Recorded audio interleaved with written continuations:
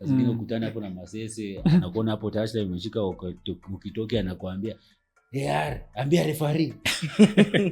So kuna device mchapie ndoko. Sasa zingine mvua imenyesha device hata ifanye imepotea. Kuna time unajipata uko kwa wave unasikia wave ya polisi. So inakuwa ngumu. And then mimi sitashai kusema vitu mob za unions inahinda most of us from even getting sponsors. Okay. Yeah. The reputation yani mbaya. Inaanza kuleta shida mingi because for me I would really appreciate if we just put our houses in order. And refing kuna breakdown. Running lines muhimu. Ameshasema running lines ni muhimu. Sasa kama mimi natumia tactics zangu za kufika kwa hiyo break, shida iko wapi? Bora nimefika na nimeweza kinachoendelea. Hiyo tena ni challenge nyingine bana. Mimi nao nimeface ka scrum. Umeona gap? Alafu kwa hiyo gap yako referee anaingia hapo bana. Mnagongana na yeye. Wasikie ngombe. Hadi mwambie referee toka. Allo. Marseille hapa. Sema yora. Leo matoke. Strathmore fan. Welcome to Rogue Rugby TV, the podcast where we dive into the heartbeats behind Kenyan rugby.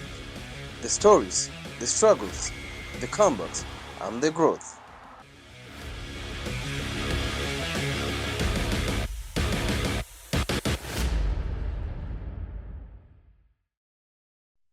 Allo. Marseille hapa unanar. Ikibamba sana sema yora. Farthest end tuko na suseme jina yako. Ni introduce. Nita-introduce manzi yangu, siwezi kuintroduce. Ubaya ni ya yuko, na introduce mtu wa yuko. Sema jina yako. Leo matoke Strathmore fan. Na tuko 5th place final ya Fladis. Si tuko 3rd place finals lanes. Unacheza huko na KCB. Amjaishinda Fladis. Ni mshaishinda? Yes, the last university side kushinda Fladis. Yeah, gani? Hata ikuwe last, hata Nondis walishinda Kenya Cup mwisho 1997, lakini bado ndio wako the most titles anyway. Unajua hata Uhuru alikuwa president. Sasa yako na whatever man. Na tuko na jezi mpya, so yes. Jezi zenyu shida. Wewe ni introduction ni nini?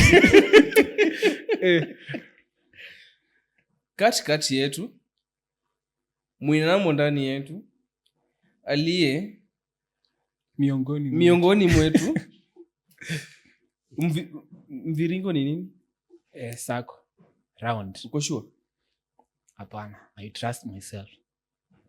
Okay, mzee mwenye heka si mzee. Nywele white. Bado lakini si mzee. Anyway, mzee mwenye hekima na tajriba. Unajua mjui tajriba ni nini? Hata mimi sijui ni nini. Hekima ni Kiswahili. Our guest of the today. Utakata hapo. Unajua nilikwambia ulisoma ushago kuamini. Ndio maana unaongeza vitu. Samu introduce basi. Enoch. Take it over. Introduce. Kwa majina ni Amadi Enoch. Lakini kwa ID hiyo si jina ya kwanza. Anza na ID. Enoch. What about like jina ya nini? Yenye si ya English. Amadi. Ingine. Amadi Butiko Enoch. Naona hata bado jiwapatia hints na nimejaribu kuwasaidia guys. Msikuwe tribalic guys. Najua mtafuta jina yenye mnataka kujua ni wa tribe gani. Siwaambia hata mimi. Ukitoa art tunajua ni wapi. Anyway, so guys, quick one. So, kuna kitu imekuwa ikinisumbua. Sijui kama itawasumbua pia nini. So, apparently wanasema Gen Z ndo the most woke generation. Yet they sleep a lot. Okay. Si ukweli though. Anyway. Siwezi sema chochote, mimi si Gen Z. Umeipata matoke? Si ndio history but si ukweli. Okay. According to me. Bado tuna hiyo quick fire questions Amadi. Hapa hata usifikirie. 7th or 15th? 15th. If you are stuck in Nairobi traffic, music or podcast? I rather listen to music. Music. Sorry, podcast utasikia. It will depend. I'm not both of them are good, but I prefer mostly music, but podcast depends the topic. Tusker soda or fresh juice after long game? Fresh juice. Which matatu route has the best vibes? Rongai, Umoja or Isili? Hey, sleep, man. I would say I'm not a guy of Matatu. Mama drive? Not really the vibe of any will do for me. Okay. But of late I found myself into the no music thing. Oh, loafer. Okay. Nyama choma or coastal biryani? Biryani, my friend. Give Kenya Rugby a Kenyan nickname. Give rugby a Kenyan nickname. Kenya Rugby or Rugby. Give rugby a Kenyan nickname. Rugby everything. I say I don't have any nickname for Kenya Rugby. Sema Ruji. Hapana. Aya. You are reffing a game and a fan shouts at you. Ignore, smile, or give the classic ref stare. Just the stare. That's what I've always done. Aya. Would you rather ref in Blazing Nakuru Heat or in muddy Kakamega rain? Blazing Heat, my friend. Which rugby player in Kenya is most likely to argue with your call and win? Onyala. By the Onyala ametajwa sana na marefari. Nikana sumbua. Sana. No, it's not that he does. He knows what he's arguing about. Okay. If you could bring one Kenyan celebrity to a rugby game, who would hype up the crowd best? A local celebrity or international? Local. Hi. Hakuna? Wow. Na international? Eddie Griffiths. Eddie Griffiths. Wewe arasjui ni nani? Tunamjua. Aujue Eddie Griffiths wewe. Ni nani? Aujue Eddie Griffiths. Tuseme ni nani? Uta Google after this nili. Uta Google. Na mimi najua Eddie Griffiths. Aujue ni nani? Si Eddie Griffiths. Ni musician. The comedian. Eddie Griffiths chao. Namjua. Kwanza ni Griffiths chao. If you had to ref a match between Harambee Stars and Shujaa, who gets surely Matoi? Which current generation has given us the best rugby brains? Millennials. Sawa tu. If you could swap jobs for a day with any Kenyan sports personality, who would it be? Tall. Huh? Tall. If you had to describe your refereeing style as a Kenyan animal, lion, rhino, or hyena? I think I'll go for not those three. I think I'll go for a vulture. Vulture. Patience too. Unatulia tu nangoja. Nangoja action. Aya. In brief, ama briefly. Uzatuchapia hii rugby ulijuana nayo aje? Way back from high school. That was in Vihiga High School. Vihiga High School, that was in 2002. The likes of who were with Collins Njera. Before there was Edgar Bere. After me, is it correct English? Me, myself, and I. Okay. Later on, there was Darwin. And then after Darwin, the likes of Kina Ahmed Shaban. Unfortunately, by the time as we were finishing schools, when the likes of Kina Shikoli, Ayodi, because all of us were in Vihiga High School. Hiyo watoto umetaja walikuwa Vihiga? Mlikuwa mnashinda? Unfortunately, there was one hectic school by the name Chapakali High School. Walikuwa nawapiga counties. Zono. By then it was zonals. Mnatolea zonals? Initially, before it was a round robin thing. It was not like pool stage.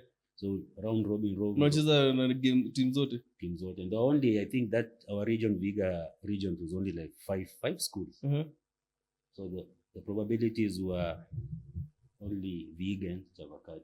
The only time we'll have made to nationals, there's a year when Yala made it to, and they lifted the cup. And that time we had beaten Chavakali. Shimenga, being who Shimenga is, said we must play, the two teams must play finals, which has never happened. Round robin. Again, they beat us. But that was no time when I'm going to national. Beating ilikuwa constant. It was a constant. But we had the likes of Kina Injera who, but maybe God knew. So ulipata na high school, ulipata na rugby high school. High school. So umecheza na Injera high school. At least unasema ulicheza naye mahali. High school and then club. So after high school, ukaenda wapi? It was I don't know if we normally call each other whereby umsako Mwamba. So si wote tunaenda Mwamba. Watu wa Nairobi tunarundika Mwamba. That's why I found out myself. Mwamba. So nani wa kwanza alienda Mwamba ndio ukajipata huko? In fact it was that time Abera was playing for Ulinzi, yes. Ulinzi, yeah. When Injera finished, went to Ulinzi. When Ulinzi split, Mwamba. That's how we found ourselves there. Hiyo ni ya gani sasa? 2005. 2005. Wow. Wait, ukiwa high school, which position? I've always played back row. I used to play back row. Okay. Ulikuwa very lazy back row. Ulikuwa job? In fact, nickname yangu nikisikia machine wanajiita absolute Chuma. And that's why you see my your name is Chuma, yes. It's Chuma, that's my nickname. And niko tu Chuma tu. Orodha tu. Ulikuwa ngiri? Ai. Dati work ilikuwa yangu. Hizo kinogoto za ngumi nazo nilikuwa nasukuma. So umesema ulikuwa ngiri ka ile ngiri wenye. But nicheza tu back. So ukacheza Mwamba for how long? Mwamba I think from 2005 nikaanza kucheza 2013. Hiyo ni ya ngapi? 8 years. 8 years. Greatest achievement kucheza rugby hiyo miaka yote? Call up kucheza Kenya Cup. Kenya Cup. My first call up was against Mombasa. Umechanganya masesi. Ongea kwa mic. My first call up ilikuwa against Mombasa. But the one I will never forget is against Nakuru. Time yake na Shimenga. Shimenga ule mwalikuwa na gota watu. Nilikuwa victim wake. Pia alikuwa alinipata. Call up ilikuwa Mombasa. Before ngoja useme call up. Talk about Shimenga being Shimenga Bakari. Shimenga mmoja bado uligondo. Kuna Shimenga alikuwa na gota watu. The former coach wa is it Butler Boys? St. Peters. Si ndio huyo? Matoki unakata. No. What he's saying is Shimenga, funny thing. Even for me joining, our family comes from more of a rugby family. George Mbaye is my uncle. That is why he encouraged me to play. Shimenga again is my uncle. So that's how I ended up even being interested in rugby. So Shimenga your time alikuwa coach wa Chavakali? Alikuwa Chavakali. Kwani miaka yake yote amekuwa coach? Yeah. Hakuwa time alicheza? He played for Egerton way back. 19 campus. I think 1998 5 huko. Hizo miaka zote after hapo kwa coach. He went and became a teacher at Chavakali. I think he was teaching accounts or something. Umsa kwa miaka ngapi? Roughly. I think he's popping around. He's almost entering 50 if I'm not wrong. So bado around for a minute. But he's still there. Nikaa akiwa juu kila mali ameenda matimu shinda, si ndio? Yeah. So maybe hiyo team inamhitaji. Lakini which is kind of true. But for a guy like Shimenga, I may thrive into 8th grade naweza sema. That's where he has done so well. But ametoa some good talent too. Lazima tupatie his flowers. True.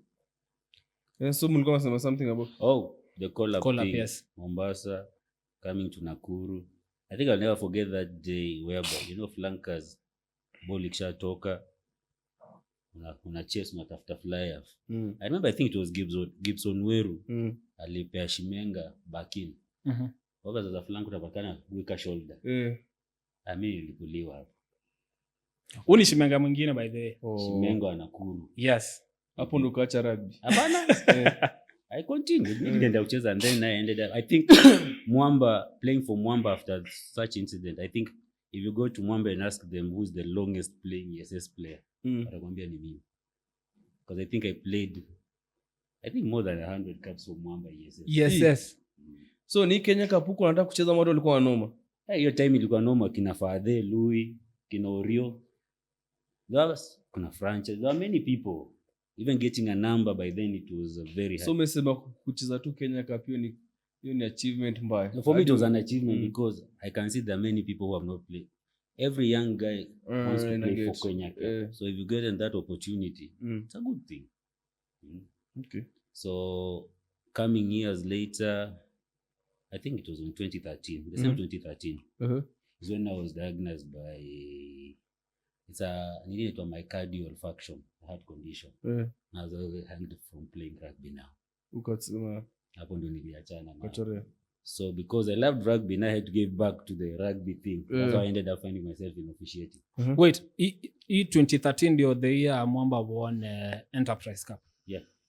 Did you bado time ulikuwa SS? I was just playing. I was in SS, yeah. Okay. I never won the Enterprise Cup with Mwamba. So you never played any Enterprise Cup game? I never played. Wow. I've never played any Enterprise Cup. For real? Yep. Okay. SS merchant. Kuna wale muulize game ya SS ya kama nyeusi ni merchant sasa hiyo SS. Ni kama wale wazee fulani wa ile Ruaraka pale Ruaraka pia wameishi SS. Anyway, so you retired in 2013. You retired in 2013 now fully. Official playing nilihang boots za kucheza. Haikuwa decision ilikumess ama uliambia uko na condition ukisema niko condition wazi rugby. Haikukumess in any way. I never. We just had gone for training in a good day. Usiku, some chest pain, heartburns, nini.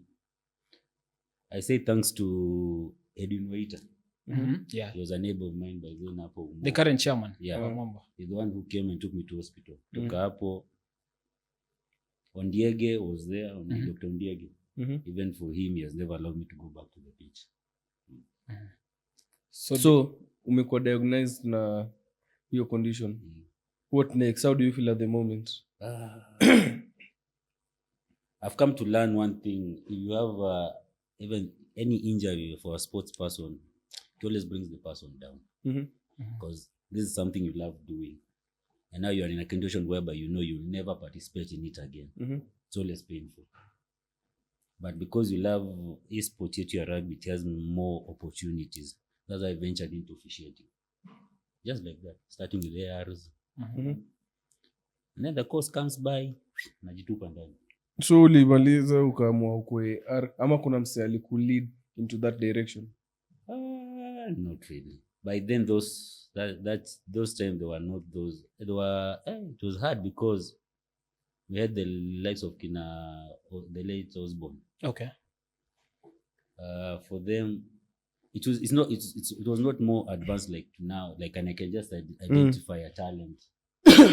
Ilikuwa lazima ujitume mwenyewe. When you're noticed, okay. If you're not noticed, it's okay. Na sisi wote. So umesema tena kwa referee hiyo time ilikuwa noma? Ilikuwa noma. Hata kwa AR ilikuwa noma. Because I must give gratitude whether we like it or not, because at least now I can say in the reffing aspect we have the likes of sometimes you may see our president Alfred Okwemba coming and checking guys. And he just tell you that can be a good referee. Now from there's when I will poach you now. Kitambo ilikuwa wewe na Mungu yako ukipatikana sawa. Sasa ulipatikana aje? Mimi nilipatikana tu AR most of the games za Mwamba. And then the club was like tunaweza mtu yetu wa maji hapa anaweza tushikia fulani. So you get to know every now. So ulikuwa tu AR games zote za Mwamba? Of course. Our family good. But sasa you being in AR na ni timu yako haikuwa inaleta any uko biased to our family? By then unaenda unafundishwa like you are just told sheria inasema the home team must provide. If there's no designated referee, the home team must provide. So that was much easier. But let me not lie to you. Even we ourselves, while you're officiating and you're given a home team, it's one of the hardest things. Like me, I'll tell you, one of my baptism fire was, I remember when they came up with these things of the semis. When they came, the first team qualified for semis, I think it was Mwamba. And I remember that game, I'm the one who did it. Simply because I'll never forgive him. Linus, he never showed up. That is the first time I did a major Kenya Cup game. Linus never showed up. AR1, Rukandani. Now the hardest part, you have your uncle there, George Mbaye. You have the one man, Humphrey Kayangi. you have Tito Duke there. And all of them that are telling you tunakujua. So any funny call ni vita. Ni vita. Even Mitch was there. Mitch Ochola. Chochola, okay. Lucky enough I managed, but after that ushawa Mtaani. Game ilikuwa reru. Ilikuwa showground. Okay. Nakumbuka hiyo game, sitaisahau. It was one of the most difficult game I ever participated in. So that was like your first ever Kenya Cup game. Exactly. And being like just assuming you're just coming up the rank, bado hujapata hata level 2. Unashapewa game ya Kenya Cup refu. So ni harawa. Ndani. Hakuna option. So unasema hiyo kitu likusaidia uka rise up the ranks. Yep. So fai kumblame pia. Kumblame that liners. Jua likusaidia uka go up the ranks. Yara miref na ana level 2 hata. But I can say it. Hata kama nikupanda up the ranks, if you are not prepared mentally, dinoma. Ulikuwa tu prepared kukimbia tu kwa lines kama done. Maliza. Na ina job mingi hapa by the way. But sasa after your game, uleje ili kugive a mental challenge after the game? No. In fact, it built more confidence. I was more confident in the game. In games now. That's why I ended up now ESS over and over. By then akukwa na championship ama sijui division 2 kwa tu ESS na Kenya. So you get games every now and then. The more you do ESS games, your probability of getting to be nominated to go do level 2. So level 2 kapata lini? Level 2 nilipata 2016. So hiyo ni after 3 years. After 3 years. Wow. But ulifanya any super serious game even as a IR? Nope. Any major games you riffed before upate level 2? Most of my games zimekuwa za ESS and most Cabras versus KCB. But by the way, those are an Oilers versus KCB. Those are my major games. Because you see what guys practice for team 1 and team 2 is always the same thing. So you get to judge how you know how guys are going to play. But I think the only game I can say I did for Kenya Cup after my condition was third position. I think it was Queensland. I don't know. Which year? Was it the one that it was played at KCB? I don't know if it was Queens KCB. I don't remember.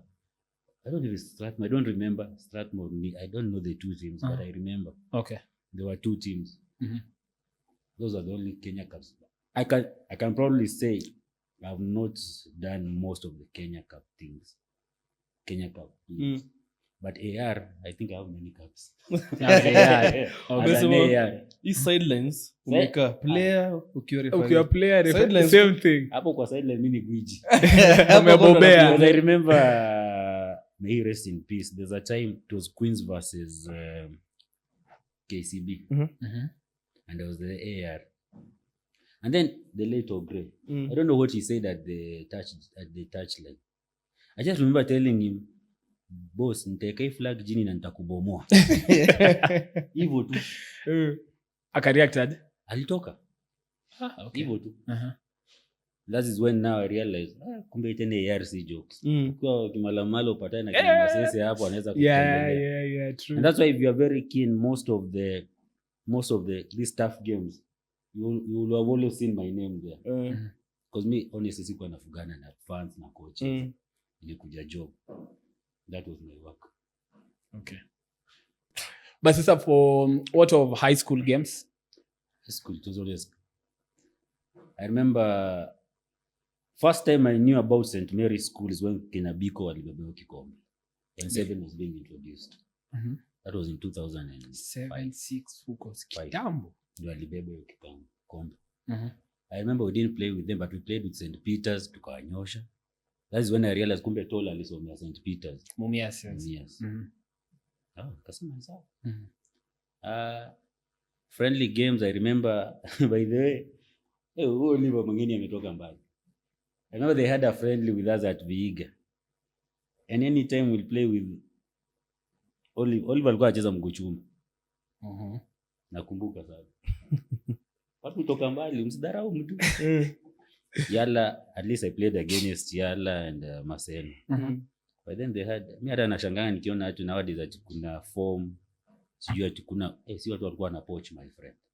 It's a western thing. Mtu amekaa shule like 5 years ama 10 years. Unacheza tu rugby high school. Wengi. Kwanza the likes of kina Kakamega. Hao sitaisahau. And why do you think watu upenda kukaa hivyo high school hawataki ku transition into club rugby? Mi siwezi tamani kaa high school for long. Haibambi. Lakini high school bamba. Ai. Ina depend ulisoma wapi. Ulisoma kwa nyumba. Ndio maana nilisema nilibamba. Wewe come to enjoy it, a you thing man. No, high school. Watu wengi I think is maybe mtu anataka maybe good grades. Good grades. Mtu anataka good grades akaya. Good grades. Wewe anataka kupiga watu, anataka hiyo. Anataka kushainia adrenaline ya kushainia watu bana. Me I'll probably say that's one thing I learned with our former president Mr. Karemi. When you do most of these school games you find that mtu anangaria watoto wadogo na transition kuja kwa club his age mates ana struggle. Ndio maana ana prefer kubaki huko chini. Mali yako na glory. So ushaifanya level 3 ya referee? Hapana. Mbona? Level 3 it's more of invitational. Una invite. So umebaki tu hapa level 2. Sitaki kwingine, sitaki kwenda kwingine. Uko tu sawa hapo. I'll be honest, for I think when it reaches certain age, at a level 3 unaitaka. Ushachieve kulikuwa nataka. Most probably I wanted to go high, but with age, with time unapata some factors like body size inakuput out. That's why hatuwezi endelea huko mbele. But you see these young guys, like Nairobi, I know you unajua like Michael Alo is 19. We akitaka kwenda level 3, he still has more. Easy. He still has time, yeah. And then you see the rugby freaks, they value until you're past 35, if I'm not wrong. Hapo ndio penye sasa story yako inaanza kukatikia. Ndio umesema uko juu hapo. Mimi nilipita hapo kitambo. Uko 4th floor. Unaelekea 5th. Niko 4th floor. 5th bado. Bado. Kwani sky 4th floor? Unakaa? Matoke na nashtuka. Au huyu anajua huyu. Sijui mbona anashtuka. So umesema something about ulikuwa unataka kuref games za Kenya Cup but ulikuwa unapigwa siasa, why? More of my specifically it was my if you saw me while I'm officiating kwa mbigi not like now. Yes. That was one of the factor yenye ilikuwa inani bring down. Now I wouldn't go compete with the likes of kina Danku. Wambugu. Yeah. And then age wise. So you have to face out the old guys pole. So anakurusha tu nje. Yeah, unarushonga tu nje pole. Ukakubali. Utaargue na system. Maargue na urudo kweli. Wewe argue utakaa hapo tu. But it's a good thing. But mimi nataka uniambie kwanza the difference of tuseme si umeref up to Kenya Cup and then you go back now to referee it, let's say school games, some high school, press court. How is it a difference for you as a referee? The lower side is more of coaching. Okay. And you see, as being as a referee of a higher side, you understand what is needed. So you more coach what these kids are supposed to learn. Ndio asipande huko juu and then ajipata kwa mashida mingi. Okay. That's why we have a problem. Mostly I'll say like our institution, wacha niingilie coaches kidogo. There's a big difference between coaching and reffing. A referee is there to manage the game. You have asked me if I'm going down to age grade. I'm going now to understand you have to understand what these kids are trying to achieve. If you are getting what they're trying to achieve, you can manage them and coach them and tell them this is why the law says like this. Because coaches will always use all means. For them is to win the game. Yeah. Where referee your passion, hauna side yoyote. Yes. But for me, I'll tell you, coaching kids is one of the most interesting thing and enjoyable. Why? Unajisikianga hapo ni bazu. Wallahi tena. It's a good thing because you see the mistakes which the coaches are doing and you come to learn sometimes coaches are not so well conversed with the law. Hapo ndo penye shida inaanzia. Okay.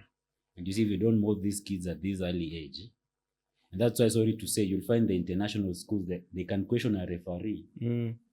Mpaka wewe mwenyewe unajiuliza, hii referee anajua kufanya kweli? Na ni mtoi. Because ana understand your law. Sorry to say, but even the Kenya Cup guys, 90% don't understand what the law. But ni ukweli. Because nimekuja kurealize ni watu wanaochingi rugby just for the fun of it ama for the sake of it. Because nilijaribu kuweka experiment, kuna video fulani niliona that video I remember. Waki-argue equal fulani ya marefari. Ilikuwa clip ya Australia, different clips za after the Australia guy ana get ball into contact, the supporting player yake come anakuja tu kama ametackoliwa defender. Most of them are from the side. So inasemekana, is it legal or is it illegal? Was the rug formed or not? So umse mwenye anakuja support player, umse anafaa kuja kufunika hii rug ama anafaa kuja kutackle opponent? Supposed to tackle the opponent. Wafaa kuja cover hii rug. His work is to unless if I'm coming to clear you, we are trying to create a mall.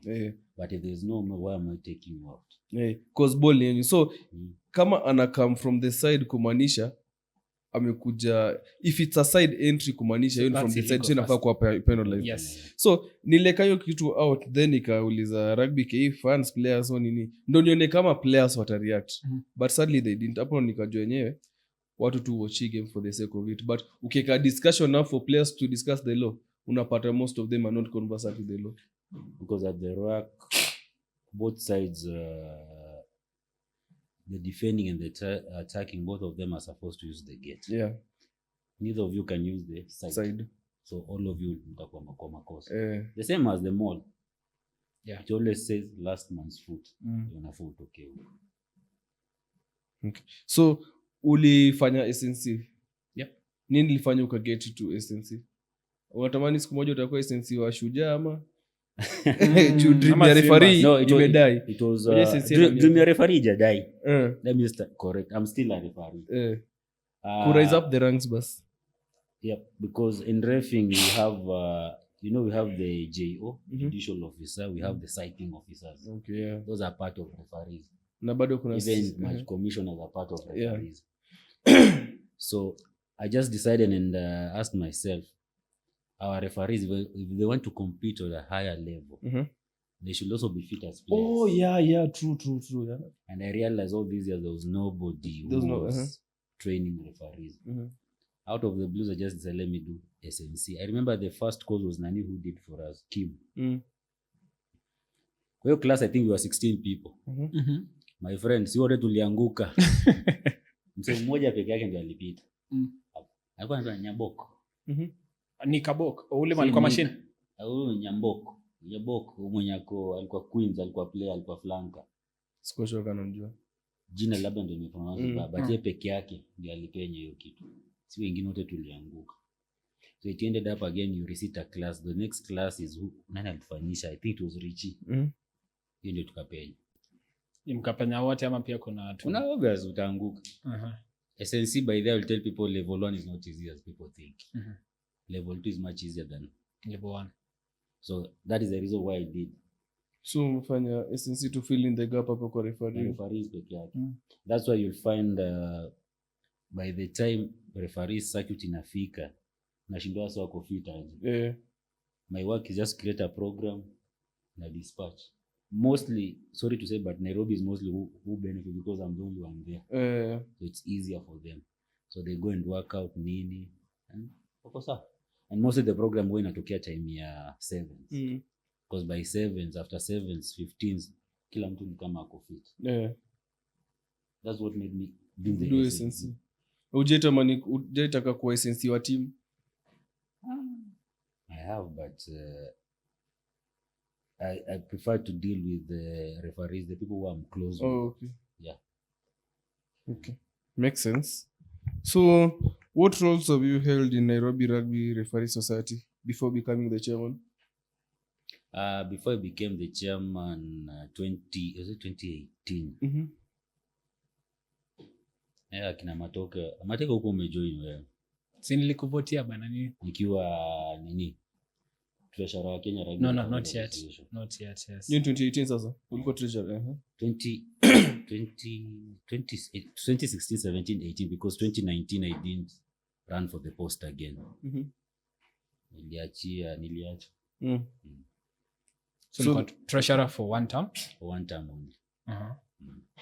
And then 2023 ukakuwa chairman. What motivated ilikumotivate to run for just the chairman? For the motivation of being a chairman.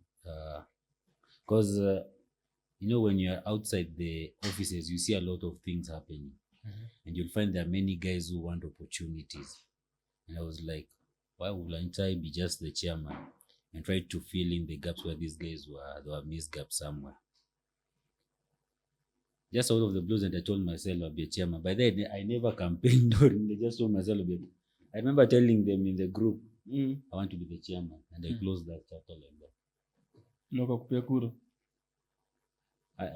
What do we call it? An opposed or an... Yeah, alichaguliwa ka Sasha, I think. Yeah. Even Nani, the same thing, the secretary Linus. Yeah, Linus. Like that. Okay. So, what has been the toughest match you've ever officiated? My friend. As even AR is still officiating. I'll be honest, anytime I'll be told you have a game at KU, Uko no.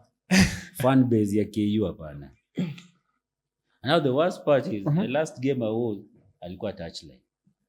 Huyu alikuwa kwa touch. Mlata ji roots. Hapana, alikuwa kwa touch. Like AR, si ndio? Hapana. Hapo kwa mafans hapo. Nilikuwa ndani. Okay. Yeye alikuwa anasumbua kwanza. Alikuwa ni umbogi yake ya waniu. Yeah, ile mangoma fulani. So anytime you hear going to KU and you're like, safari ya kwenda Thika Road. Ushuki hapo kwa gate kitambo tembea hadi uko ndani. Hiyo KU ndani hata nimepotea mimi mwenyewe nikipeleka gari. Uko na unaweza potea. But it's one of the toughest one, I think. In fact, it was that game. KU versus Cabras. I remember the fight. I don't know Chao was doing what. There was a fight somewhere. Ni Brian Mutua huko kwa kona walishikana mashati. Juu alikuwa anafanya nini? Ilikuwa nini? That was the because even going to separate there, my worry was Budo unaweza pigwa hata ngumi hata wewe. Actually, That was one of the toughest game, but another one was against KCB and Oilers. The last one, the last same is. You know, sometimes you watch the game after and you're like, will it be? And you're like, it's never easy to work whereby you don't have the microphones or the radios. It's one of the hardest things. Because there's a try that, I don't know, this proper KCB, what is his name? This young guy. It was shown, he grounded it, but he popped afterwards. So Oilers were like... Mususi. Nani? Miheso. Yeah. The guys were like, Alinok. And I remember even on the camera, since guys were telling them, the referees have only one split to make a decision. From our positioning, all of us, none of us saw it as a knock-on. It was a ground. But you see, when you see in a replay, again, it wasn't a knock-on. And you're like, now, with my naked eyes, how will I have seen that? I'm like 50 meters away from the goal post. The other AR is on the other side. Referee ako nyuma. There's no ball. Hakuna in goal judge. Sometimes you normally take hard pills, but you're like, hata mafans yenyewe mnatumalizanga. In fact, again, there's another one yenye Cabras versus KU. Hapo the bin. But hapo tu nini hapo.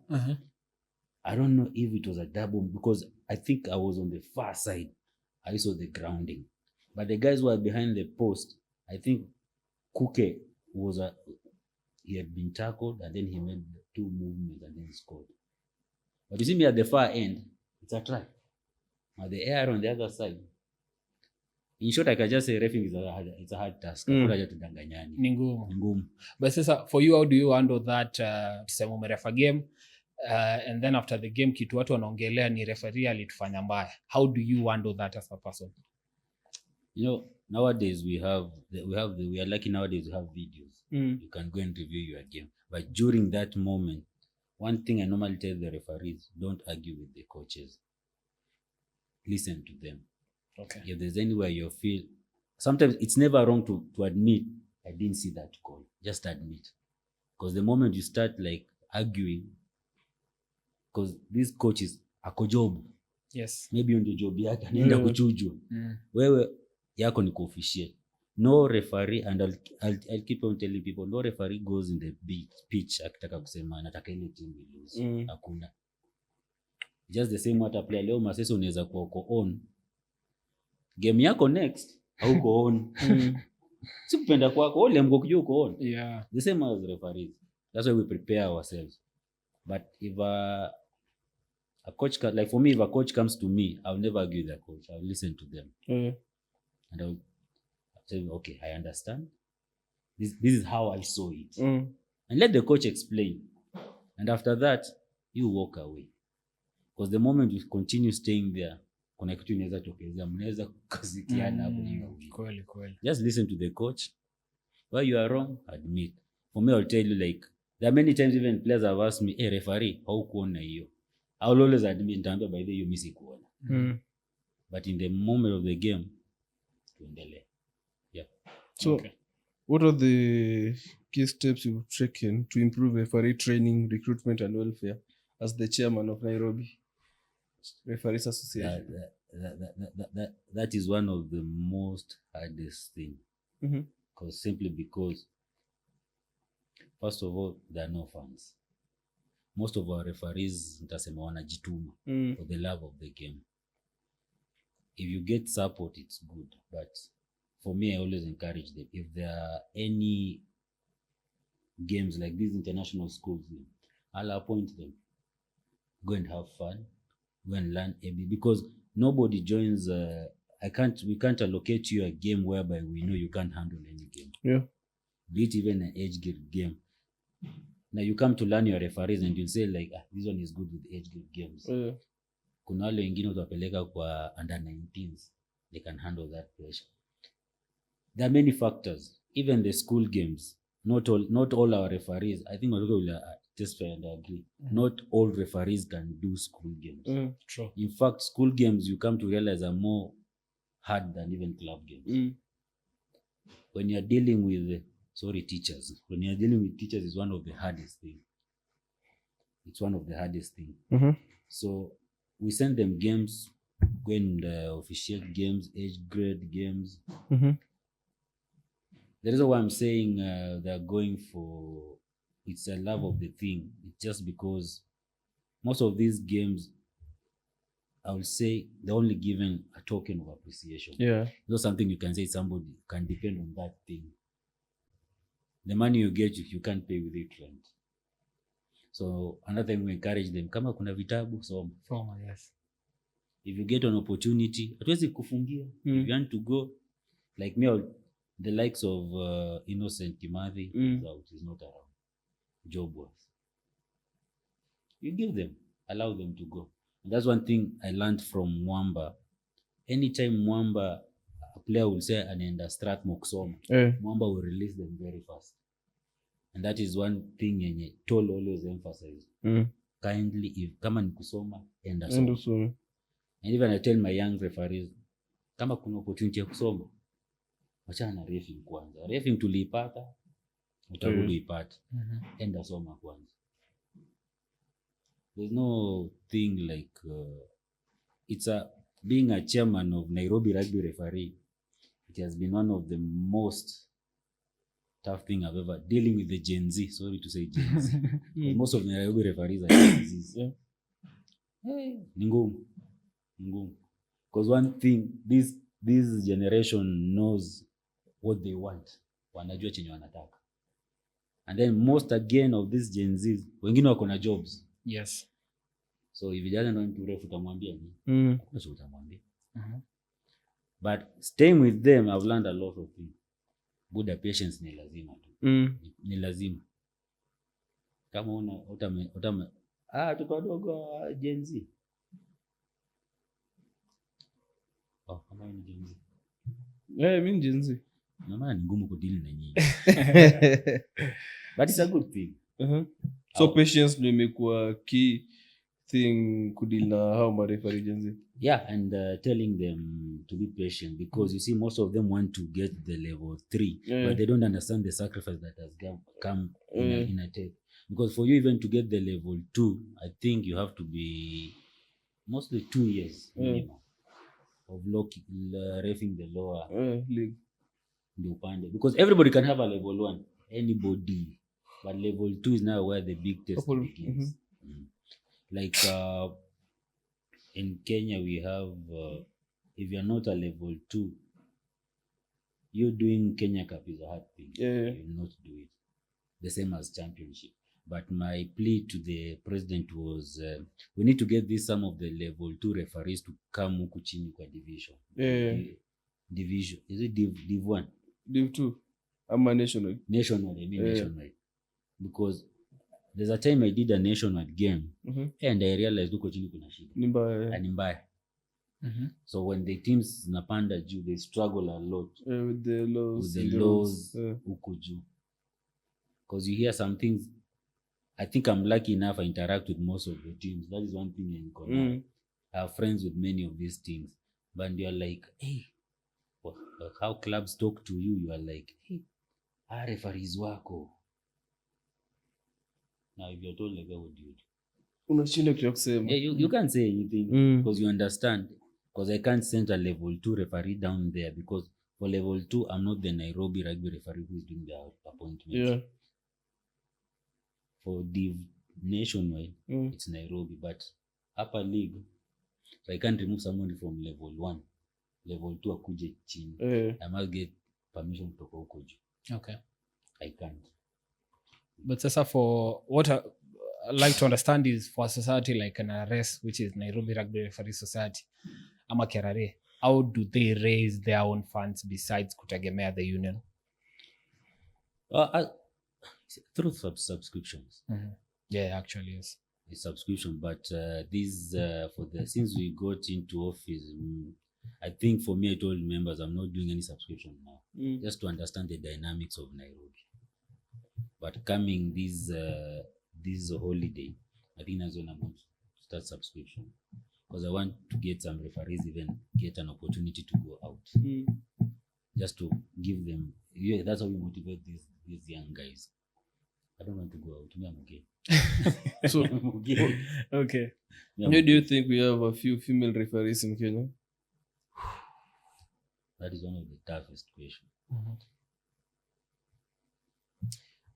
It's just the same as rugby. Even dealing with the female referees, it's one of the hardest, or can I say the toughest thing?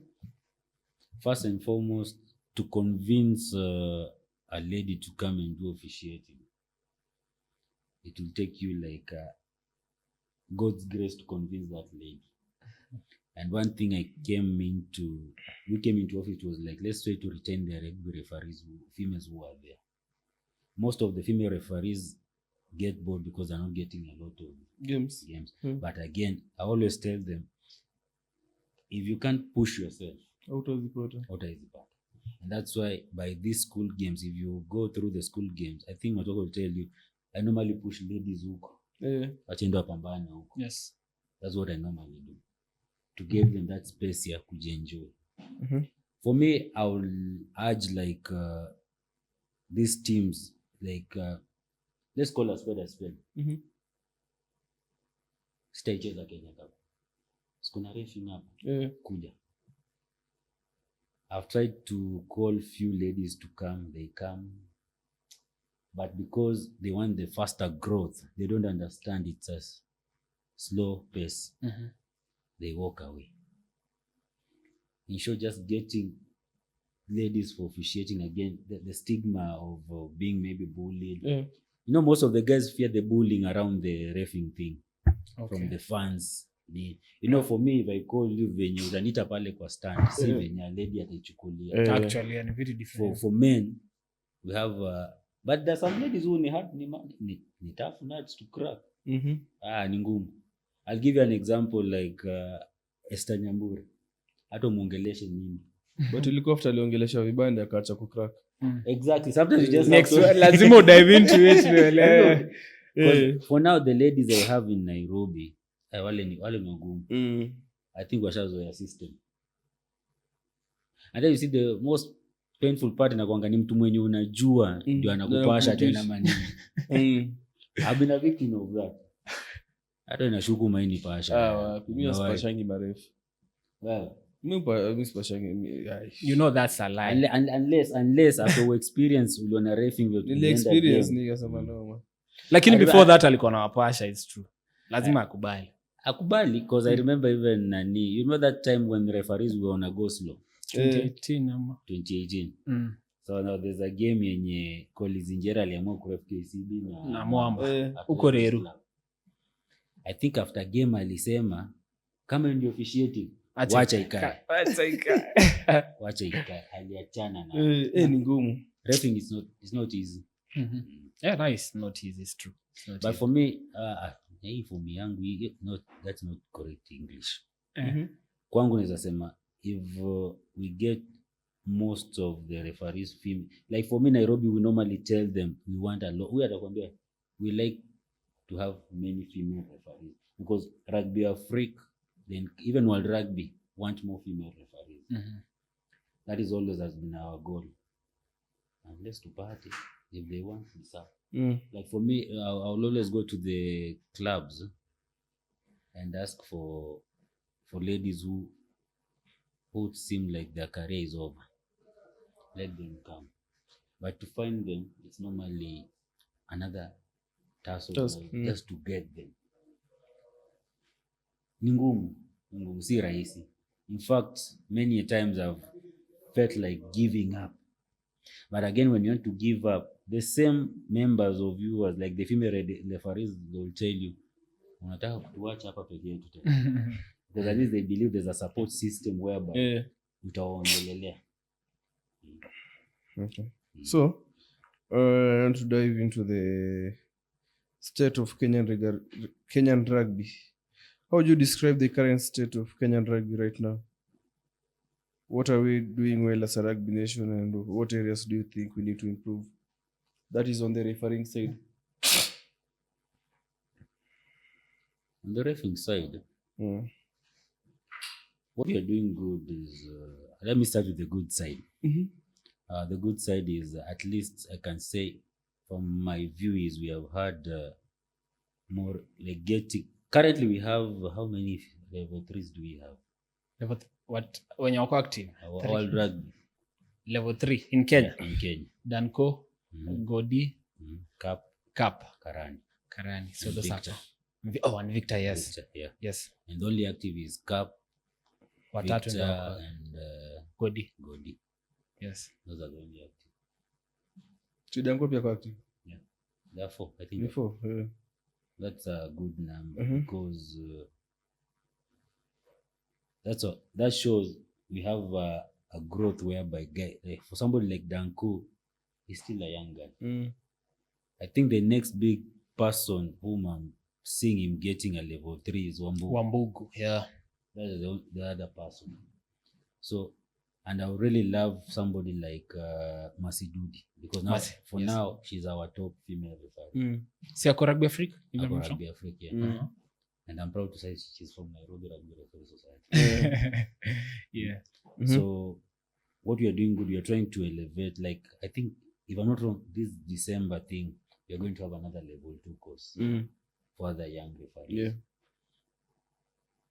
It's for me, for us seeing the rugby fraternity growing up, and the mileage whereby we have tried to bring in sanity, whereby like the technical zone, before there were no those things.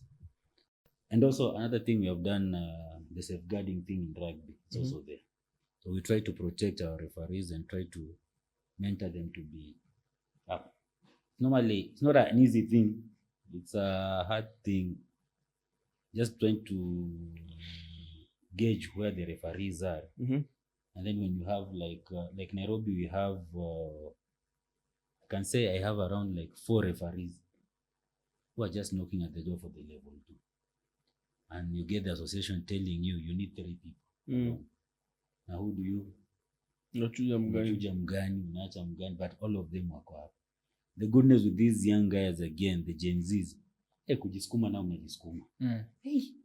But sasa mbona, why is umesema ni the union napatia nini ya 3 guys from another? No, the association in conjunction with the union. Because they have to conduct the course. And the funds even for conducting, it's another thing. Okay, yes. Our major issue is the funds.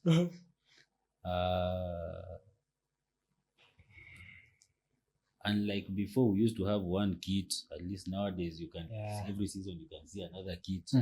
That's another achievement whereby the Kenya rugby referee. In fact, kwanza inaniuma kwanza hii kitu mpya sina bwana. Niko hang boots tena si mzuri. Ningekuwa bado ningekuwa nayo. So umeacha kuref? Mimi nimeacha kuref. Nili hang boots. So ni sensi wa maref sasa. Mimi ni sensi. Umehang whistle. Na umehang whistle. Baada nimehang whistle. Na bado ni chairman wao? Yeah. Time yake jeisha bado. It's only at the touchlines na center. Ndio umetoka. Wenye waliniona ya mwisho. Mfungo hiyo story. So kama mlikuwa mnangoja kunipiga banta, tayembe tu. Ilishaisha. So what do you think? Before the reason why nilihang boots, unfortunately early this year nilikuwa sick. That's why ilibidi tu ni hang boots, because whether we like it or not, health ndio muhimu. No matter. At least nimeachia space sasa ama young tax sasa take over. Health imekumess kwa career zako zote? Hapana. As much as it's difficult, whereby even the SNC, you see the problem, you have to demonstrate something. But as long as bado niko na mikono, na brains bado iko, hajani limit chochote. Okay. So ulikuwa unatuambia state of Kenyan rugby refereeing. Umetuanzia na the good things. The bad things ni fans bwana. Hapo kwa fans ndio tunateseka. Wacha na fans sasa. On your side, obviously kila game ikihappen ama 7th circuit unapata watu complain refereeing officiating, inconsistency in calls zenye mareferee wana make, different referees wanakuja na different calls. Well, we normally before the start of any season, B7s, 15s, we always have a camp whereby we go through the laws, how they're supposed to be officiated. One thing I've known with reffing and I've understood with reffing, we are never the same. In short, what I'm trying to say, I'll give you an example. When you go to the way Yako Pepa with ref, yes, Sivile Beno Kofi at ref, just the same. It's the same thing in Kenya. That's why you'll find there's a referee mwenye atasema the mall is 5 seconds. 5 seconds yako na yangu, maybe timing 5 seconds yangu ni ile ya fast. I may be counting very fast. Na kuna slow. But see, if anything, at the end of the day, ni law book inafaa kuwa to guide. It's the law book. And that's why, again, I'll keep on telling people. I'll give you an example of a breakdown. The way you'll manage a breakdown is not the same way you manage. As long as there's no hands in the rack, that's the law. But kama the clear out iko clean, kuna ule, we have those referees, ukienda turnover anakuambia lazima ulift ball.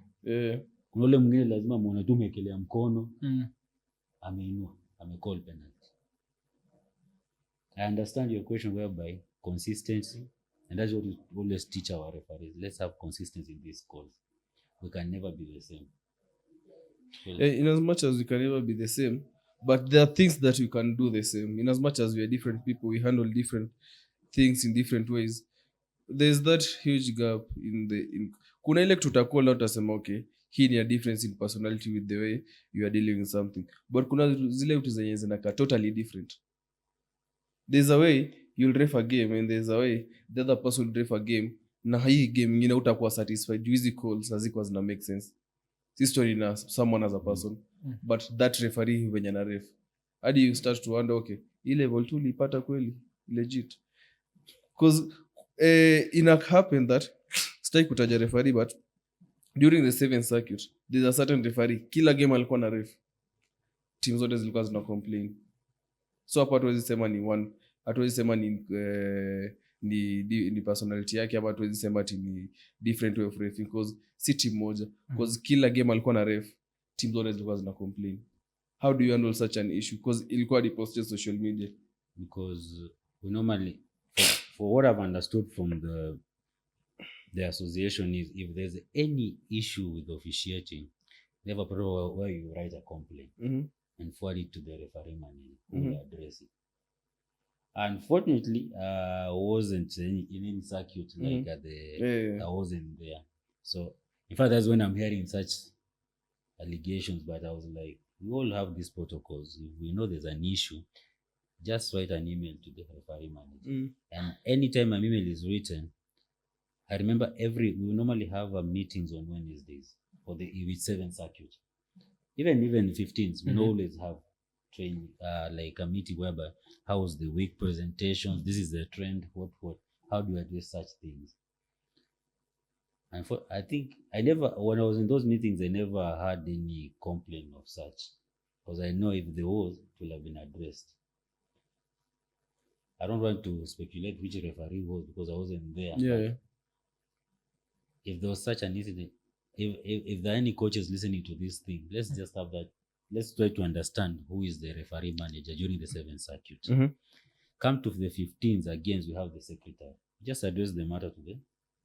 Because currently now in Kenya, our referee manager is constant. What I understand, if you send him a mail, he will respond. That's one thing. So maybe these mails were never. But again, if we have a certain call during the 7th circuit, we normally have meetings for the TMs. Were there any question based?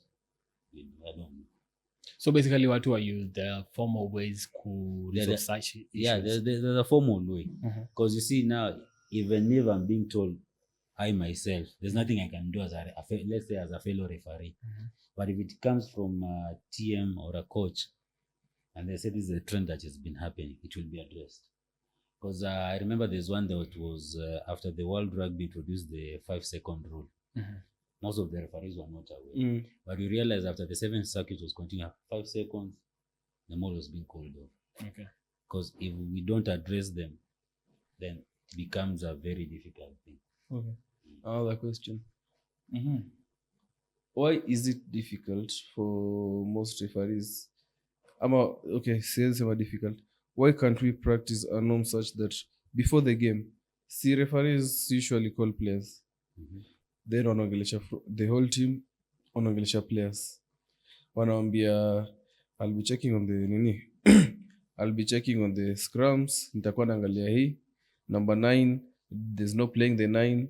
Tunasanga vitu kama hizo. Then mnatos. How about hiyo time mnafanya hivyo? Why can't we normalize telling the players this will be my reffing style? Nacheki. At the breakdown, this is what I will be doing. Kuna zile calls crucial zenye unajua zinaweza mess team. Tasema kama ni maul ama kama ni held up, I'll be calling it after 5 seconds. If it's offside, nitaita mara moja, nitasema offside, then nipeane penalty ama nipeane warning. Kama ni kitu fulani, this is what I'll be doing. So, mkiingia game, referee akiita kitu, mnajua alikuwa shatu show. Because utapata hii weekend, referee atafanya hii, hiyo weekend ingine referee mwingine atakita kitu ingine. So hapo ndio inconsistency na kama player anafeel kama hizi calls ni inconsistent. But if you inform the players prior that this is how I'll be calling something, watakuwa understand. So that ikikuwa called, ikama as a surprise. That's why I said it always happens at the briefing. You call the teams and explain to them what this is my reffing style. But they don't do that. No matter. Mimi nasema hivyo from experience. Wanasemanga front rows ingia straight. Coach. Number 9, don't play the 9. Number 9, don't do that. But they don't say this is what I'll do. This is how I'll ref this. This is how I'll call this. They don't do that. Can I ask a question? Is it that for my understanding, I'm not coming there to coach. Okay.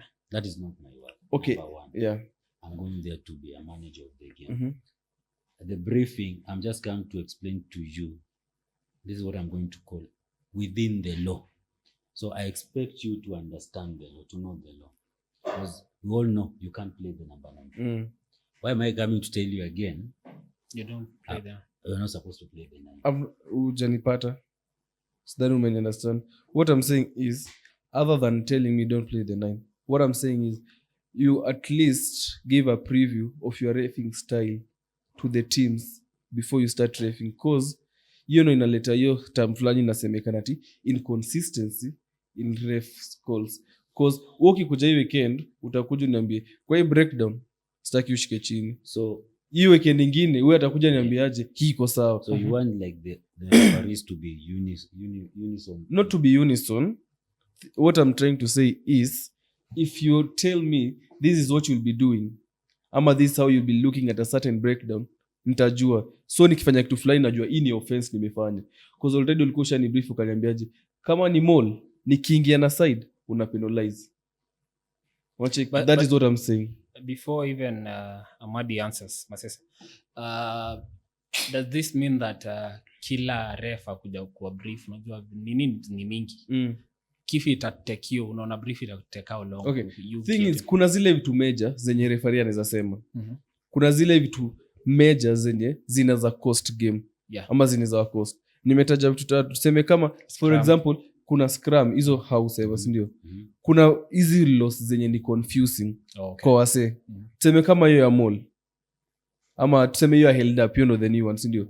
Utasema tu yangu kama ni held up itakuwa 5 seconds. Mimi nitajua ni 5 seconds at 8. Bala meshika hapo msee 1 minute tunaangalia referee bado pia na wacheki. Afanye anything. But ukiniambia yangu itakuwa 1 minute. Tunajua tunashikilia mtu 1 minute. Okay. Wacheki. Okay. Aya, kitu kingine tena. Kama ni offside. Sema mimi nitaita offside kwanza. Si ati wetu nimekucheki Masesa amepita. Ushatoa mkono. Wacheki. But Masese, that's what I'm telling you. All of the players understand the law. There's a sign and there's voice. Kuna wale wenye watumii voice. I use the secondary signal. But if it's an offside natoa tu mkono. Unajua tu hapa nimebulanga.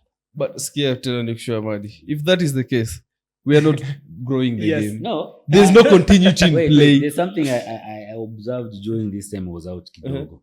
I realized, I think that thing was addressed. Because I will listen to referees now. Every time they will call, if it's a tackle, you hear them say, tackle. Roll away. Yes. But you see, again, on the aspect of the referee, again, I'm not supposed to tell you roll away. It's your duty. You have to know you're supposed to roll away. Yes. But and you know it's my duty. I understand when you say sometimes it's good the communication aspect to understand. It also, in fact, we normally tell our referees your game always starts with your briefing. If your briefing is not there, my friend, game it a tough day. But look at the case where you want a continuity in play your game. If you say it's a tackle, hapo kwa roll away, kata iko roll away ni mangayo ni shida yake. But if you say it's a tackle, atajua ni tackle, amtangangana hapo kuendelea kushika huo mse hapo juu mnamweka chini, play na continue. But ile moment unatumia signals, ndio utapata hiyo game iko na scrum 99, mko na pena 5k tena si rugby inachezwa. You know why signals are used? Not your audibility as engaged because of the guys who go out. Not only the players. Because here as a referee you are dealing with two people. The guys in the pitch and out. Yes. And outside. So mostly the hand signal it's normal for the guys who are out. Ndio maana wengine Masesa utashangaa utaniuliza what's advantage ni nini? Wewe ndio umenini? Player ashajua tu makosa ni wapi. I'm using the hand signal because of the guy who is out. But the part of vocal ni nyinyi wenye mko ndani. Okay. But kwa vocal mimi naongelea kama mse yako ndani ya pitch. Si kama mse yako nje ya pitch. You sisemi hizo vitu niko ndani ya pitch na naona kuna marefa ataongea because nimeulizia around kaambiwa one of the things inafanya referee apate level 3 ni communication yake. True or false? Actually one of the things. It's for level 2 3 is more of game management. Game management. And how do you manage the game? Tena huwezi tumia hand signals kila mahali. More communication. Yes. Ndio maana nasema communication. Ndio maana bubu tena kuref noma. So the main part where I think mimi nimepotea ni if story ya briefing. Vile tu matoke alikuuliza. Now we have and they still insist we have different styles of officiating. Kule mara kuja tu kwa briefing yake the referee comes akijua Masesa anajua role ya scrummer. And that's why at the end of the part unasikianga referee anauliza any question. Yeah, that's the last thing actually. Because for me nitakuja I'm coming aspect ya mimi mwenyewe Amadi. najua weakness zangu ni kwa breakdown, so I come and say this is what I'm going to check at the breakdown and at the scrum. If I don't ask any question, labda Maseso kuna kitu kingine nataka kuuliza, the chickiness yenye uko nayo nataka to clarify. Unless you ask me, sita ref hiyo part yenye unataka, sitashughulika na hiyo part. As much as na ref the whole game, but hatuongelee chenye umetaka kuniuliza, nitaforget, nitakupenalize anytime, because my assumption is you know the law, and this is what the law says. Okay, mi kitu mi nasema na I think ujapata na matokeo ujapata ni niseme aje, hii ni kitu mi naweza taka mu incorporate, ndio itadua away na hiyo story ya inconsistency kwa calls za ref. Unajua like kitu najaribu kusema ni ukuja kusema this is what I'll be checking on, that's okay, si ndio? Plus ukuja uniambie this is my style of refing, even not a refi game. So mimi najua kama ni game ya Amadi ana ref kwa breakdown, Amadi anaangalia ana expect hapa. Kama ni cup na expect kitu kingine, kama ni liners naangalia kitu kingine. So already najua kani Amadi atakoli kitu najua, so that is clear that Amadi akuniambia hii, cup akaniambia hii, so inakani kama kuna inconsistency. Umeelewa sasa au bado hujanipata? Okay, umepata matokeo? Mimi kwanza niko na swali hata mkiendelea. Umepata? Mimi nimeipata. Mimi niko na swali. Since umesema okay, need to you too. As a referee, the biggest challenge yenye uko nayo from our players, and then the same thing umekuwa ukiuliza, the biggest challenge yenye uko nayo to our referees as a player. Yes. Anza Amadi. Challenge gani uko nayo? Anauliza challenge yenye nyinyi wewe kama referee unapata from players. Yes. Especially in the top level, our top level. Knowledge of the game. Knowledge of the, by the way, that is a major big problem we have. Okay. Because if you don't understand the laws of the game, no matter how much I come even to explain what to expect from you, no understand. You have to know the law. Like I'll give you an example for the line out thing, where players normally don't want to engage. Most of our players do what? Walk away from the line out. Ndio hii defense, hii attacking fanye nini? Ati mall ipite katikati. The moment una walk away, law inasema nini? Huwezi toka kwa line out kama haijaisha. It's a penalty. Okay, na nikuulize. Unasema hauwezi toka kwa line out kwa haijaisha, ndio? When is a line out considered imeisha? When line out. The moment ball imerushwa alafu tisha rushwa, line out imeisha, imerushwa, jumper ameichukua, but that you are still in the line. You are still in the line out. Sasa nakuuliza, when the ball leaves the line out. When the ball leaves the line out, that's when the line out ends. Si player mwenye ameshika ball akirudi chini. Juu akirudi chini anaweza kuwa tackled. Anaweza kuwa tackled. Kumaanisha hiyo time line out imeisha. Now the referee will say tackle. So mse akikuja chini na ball, alafu how attempt to form mall, then opponents watoke, si line out imeisha. So that's okay. But the line out imeisha, opponents not the attacking. Nasema opponents. Si opponents wakitoka it's a penalty. Wakitoka kama mse baada yako kwa hewa, hiyo ni penalty. Hata akikuja chini. But akikuja chini, sikia Amadi, akikuja chini ashafika kwa ground. When do you leave a line out? When do you leave a line out? As an opponent ama kama nani? Opponent. So msa amefika chini, inamaanisha naweza toka ama naweza mtackle. Kuna mtackle, yes. Ukitoka huko huko tena je?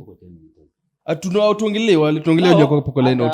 Hata ile line out yenye iko hapa, so long as both actually 10 meters part of the line of 10 meter rule. Nikitoka niko within the 10 gap, siko kwa 10. So what do you think? So unasema history ya nini kikuja chini then watoke, it's wrong.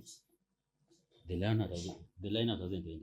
The line out ends when the ball leaves imeshaenda. Mimi na difa. Okay. Tuangalie nilifanya hiyo kitu bana kwa ile loss of the game. Nilifanya mimi najua hiyo ball, the moment ball, ndio maana mse akifika chini anaweza kuwa tackled. Okay. And when is a mall formed? A mall inakuwa formed kama opponents au sawa na attack ball, hata kishika tumbo yako hivi kama opponent na utoke, najua hiyo mall iko formed. Mall ina need many players kwanza ni kama. Mall hata wewe nikikushika tu ukiwa peke yako kama opponent, the mall is formed. Even though law 1-2 inasema. player. No. Ndio maana unaonanga wakishuka chini au front zuko hapo wana striving kushika tu opponent moja tu hivi shati hivi. Bora tumekame into contact, the mall imekuwa formed. Mall I need like more than 3 players like One defender. One defender. One defender. Okay. And that's how utapata defender mmoja akichapa chini inaitwa sulking. Acha Isaac. Ndio hata ikicollapse referee atasema ati collapsing the mall. Because ni defender mmoja. That's why you go allowed. Na ndio maana pia wacheki ile moment yenye tukiwa line out opponents attacking team wako line out then msa amefika chini na ball before mole form hiyo huyu msa ana attack anaweza enda hiyo side nyingine na nini before watu wa form hiyo mole yao. Okay. So your answer was to what? The question. Mimi sijauliza question, uliuliza swali. Yes, swali challenges mimi yes, feel from referees, na yes, face from referees ni moja.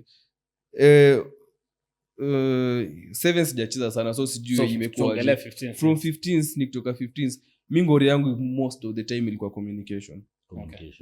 Juu referee masenye tu anaweza toa signal ama anaweza sema kitu ama anaweza penalize na hajasema ni ya nini.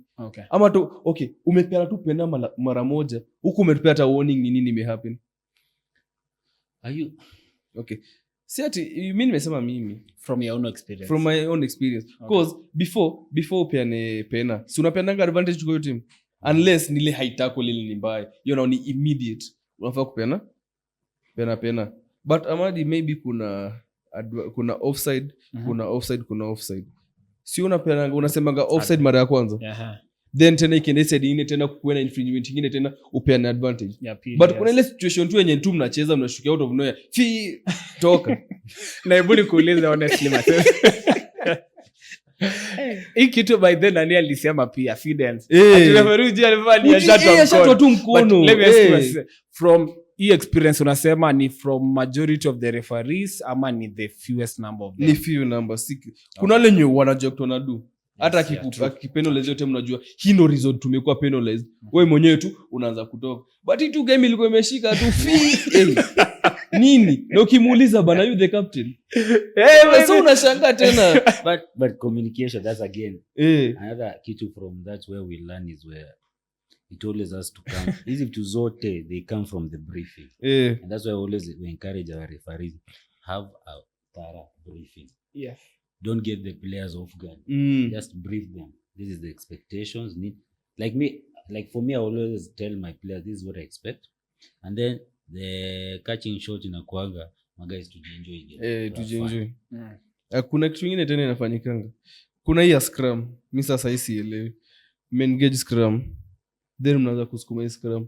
Bona ngale ile referee unangoja atoe mkono advantage. Atoi. Na tunasukuma wase. Sawa mnasukuma. Mimi nitaongelea juu mimi nimecheza forward. I think any tricks kwa forward kama referee hutanidanganya. Nimekuwa victim unajua ukora. Understanding hiyo scrum so long as scrum mmebind. Mnatembea.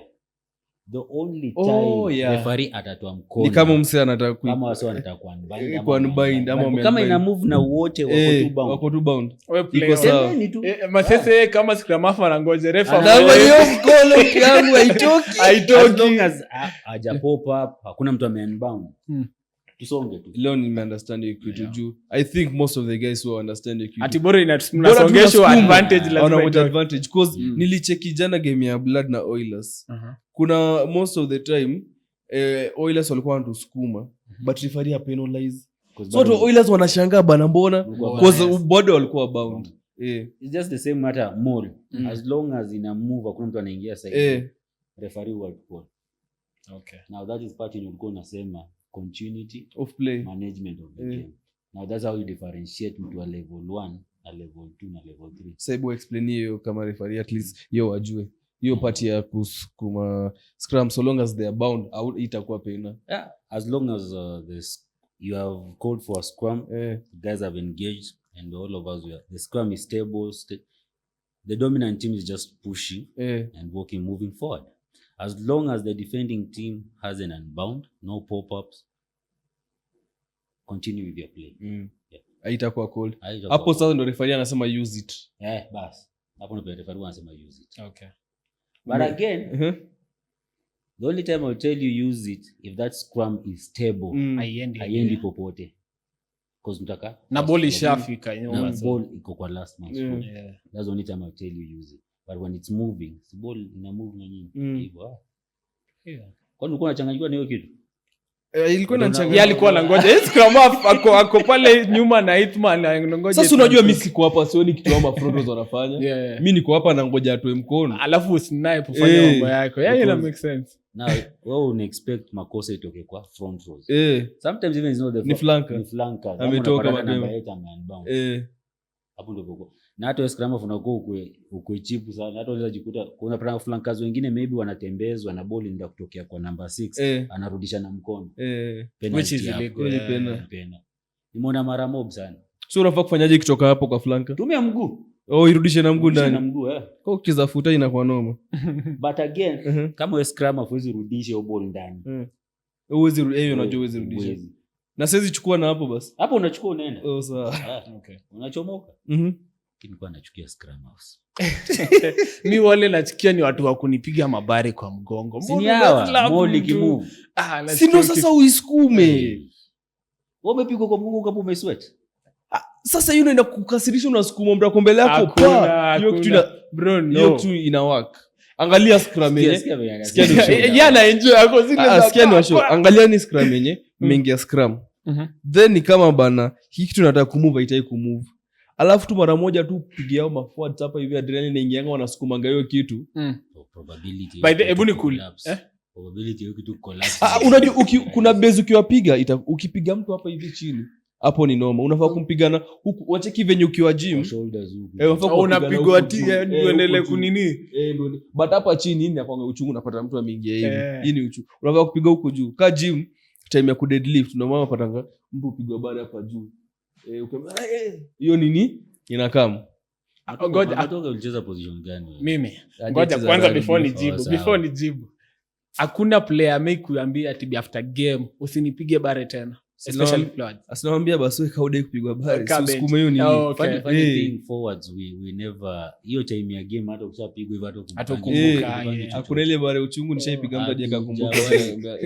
Kwa training tu ndio tunaweza zusha. Training ndio uzusha. But game because you know what is expected. Game ni job. Okay. The same way even for us referees, hiyo nayo si uongo. Kuna saa zingine nowadays we tell people off. Kama ulikuwa na game mbaya tunakuambia tu boss, game yako leo ilikuwa down. Okay. Because you know if you understand your referees, we have those guys when ukiongea mbaya now like you are talking like more harshly to them, they step up. I think I had one referee mwenye alikuwa ni utabia. That those guys when you need to poke them. Get into their nerves. Okay. So now that guy now atatoa nini yake kabisa. Utajua kumbe mtu anaweza ref. Okay. So ni ukatuntu mingi yako nayo. Okay. So sometimes you never use those tactics to deal na referees. Depending on referee, like kuna wengine ni soft. Yeah, true. Before tuendelee, umewahi kuwa my AR na nimei kuwa your AR. How do you like ukiona your center referee leo is not having a good day? How do you support him considering hata game ijafika hata second half? Depends with the level of refereeing when you're dealing naye. If ukiwa keen hizi current referees ukiona ARs wengi kama play kwa hapo karibu na in kwa 5. I normally tell my referees ingia kwa try box. Jaribu kusaidia referee aone chenye aone. Okay. Because if you have a signal with the referee, eye contact na referees atajua kuna kitu. Because there's no need. Masese make try. Referee alikuwa nyuma haizi ona. But wewe unaweza ingia kwa try box na umsaidie. Na kama alikuwa 5 meters back, thumbs up. Story tumefunga. Kuna haja referee kuja hapo. Just the same way you brief your team, that's how the group of 3 should be briefing each other. Even if you want tunaongeleshana like I think if there's one referee I've worked with him very nice, ni Cap. Because if I work with Cap, all he always does, he always just look at me. Maybe the hand signal and he'll understand if it's a knock-on, maybe it's a forward. We just communicate and understand each other. That's how we normally operate. But kuna wengine lazima akikuja pale kwa touch ndio unaongea na yeye. because unajua saa zingine hatutaki kushout. Hata fans wanaweza shindwa sasa nani ana ref game. I think maisha hiyo kitu unaweza AR ndio ana ref game. AR ndio ana ref game because we don't want atutakangi saa zingine you look bad. But gratitude to Alfie nowadays we have this communication. That is one of the major problems, the communication, because I know even I asked during the Birthdays Cup, I asked the guy for the communication gadgets and he was like, it's free to air. The piece of, I think it's 8 microphones. It's almost $500,000 just to purchase them. Wow. And we were like, damn, it's expensive. In short, even referring just the same as rugby, guys who play rugby, it's a very expensive sport. Okay. For a referee, in fact, is in a place whereby there are no that allowances which can sustain you. Kutoka mfuko wako wewe mwenyewe. Yeah. So we tried. We have these 2 small gadgets. Zingine zifail. Zingine ukutana hapo na masese, anakuona hapo touchline umeshika, ukitoka anakuambia ambia referee. So kuna device mchapie ndoko. Sasa zingine mvua imenyesha device hata ifanye imepotea. Kuna time unajipata uko kwa wave unasikia wave ya polisi. So inakuwa ngumu. But at least the small we have, we try as much as possible to major games. Sema upata Kabras na KCB ama KU inabidi tuchukue tu. But with time going on, at least we'll try to improve. Okay. For me, I'll say honestly, as much as what wana complain refing, I think we have come from umetoka mbali. Because if you compete with the likes of kina South Africa, in fact when you talk to most of guys who are out there, it's only that these opportunities we don't get them. But if you talk to them, they'll tell you guys are far much. But imagine you're operating like that without the gadgets. Now when you have gadgets, you can do even better. But again, there's no gadgets tena bora inabidi tutrainiwe ba. Kubalance juu kusikiza baada kuongea tu kwa communication na referee. Okay. It's not something just that offside. Tena mpaka namba useme. Upate hapo mtu lusungu nje.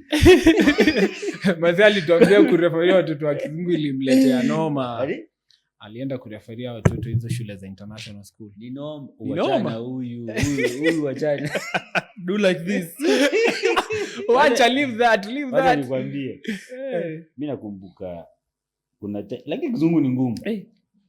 Hapo unajua angalia referee akisema sasa crouch ashika hapo ufai kushika hapa kwa kizungu tena ni noma.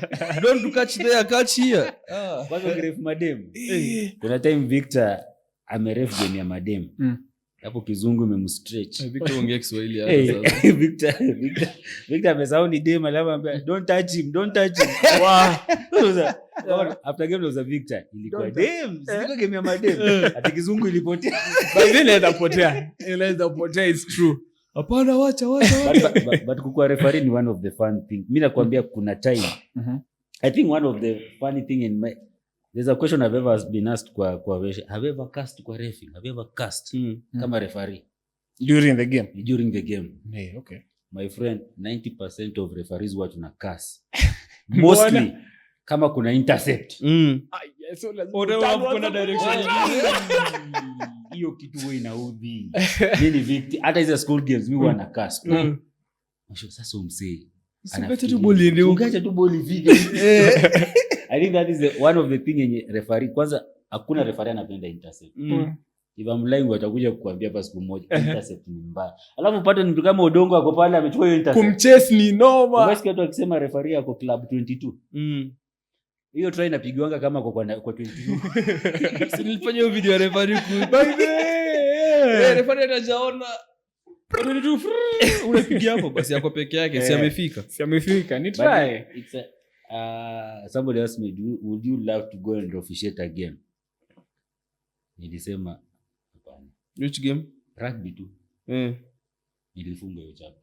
Sasa iko huko. Sasa kama nikupeana location, acha nipeane location ziende. Ufanye tu mambo yako hata hivyo. Okay. So the improvements gani zenye ziko ongoing sasa kwa rugby referees? Kenya rugby referees, we are trying most of when you generalize now, if you are speaking, you have to in Nairobi. Nairobi, we are trying to get a sponsor.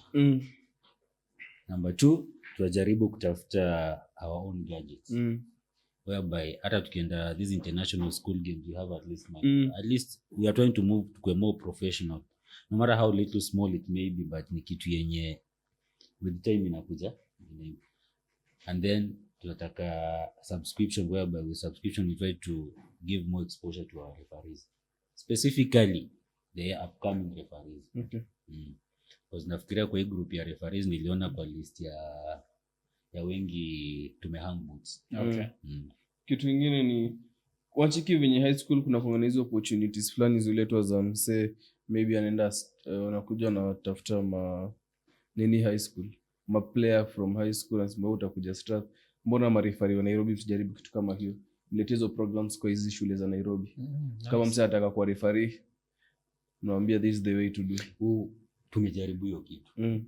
But unfortunately most of the referees when unapata wanataka kuwa maref unapata wako after school zikifungwa they're not within Nairobi.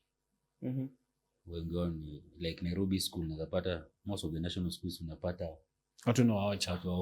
But sasa si hata kienda Ocha atakuwa tu referee Ocha. But you see the reason why Nairobi inapendwa iko na games mingi sana. Yes. I want this referee to develop. Na akiwa far away how will he be developed?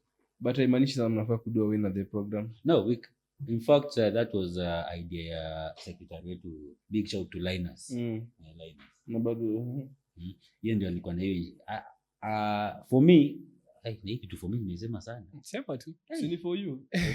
Yo twende chairman. Delete. Siwe ndio chairman, sema tu. Kitu najua like mimi mwenyewe specifically I've gotten like 3 or 4 players from Officiating. And I think all of them were my matches kwanza hizi games international school games. You see for young guys hata akipata a token ni kitu ana appreciate. The only challenge is now trying to get these young guys like sisi wenye tumehang boots tufanye nini our jerseys tuna donate. Sasa unapata mimi nilikuwa nafaa to excel. Hakuna mtu inatoshea. Hakuna pia tu mama. Hapana hiyo top ni una young. And refing kuna breakdown. Running lines muhimu. Ameshasema running lines ni muhimu. Sasa kama mimi natumia tactics zangu za kufika kwa hiyo break shida iko wapi? Bora nimefika na ndio zangu kinachoendelea. Hiyo tena ni challenge nyingine bana. Mimi nao nimeface ka scrum. Umeona gap? Alafu kwa hiyo gap yako referee anaingia hapo bana. Mnagongana na yeye. Wasikie kumbe hadi anambia referee toka. Hapo opponent ashasikia. But you see hiyo acha nitetee referee because in refing we normally sasa CMO.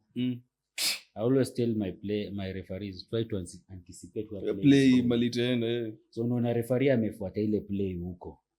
Wewe kama scrum pia kama mimi referee sijui kama ball itarudi huko. Ndio tunakutana kwa hiyo challenge. Man.